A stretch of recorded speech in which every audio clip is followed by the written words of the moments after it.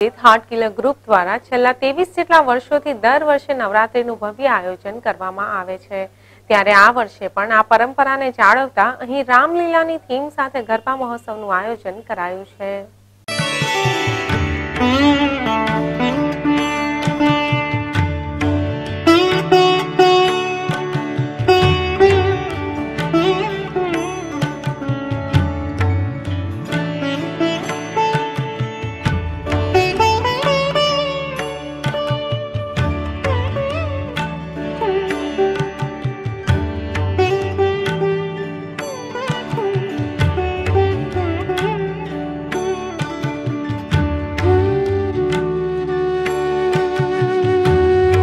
प्रसंगे अहीं राज्यमंत्री वसुबेन त्रिवेदी, विधानसभा मुख्य दंडक पंकजभाई देसाई, जिला भाजप प्रमुख दीपकभाई पटेल, रामकृष्ण सेवा मंडळना मंत्री जोशनाबेन पटेल, सरदार पटेल यूनिवर्सिटीना वाइस चांसेलर हरीश पाड़, आणंदना धारासभ्य रोहितभाई पटेल तथा हार्ट किलर ग्रुपना मुख्य आयोजकों द्वारा माताजीनी आरती उतारवामां आवी हती।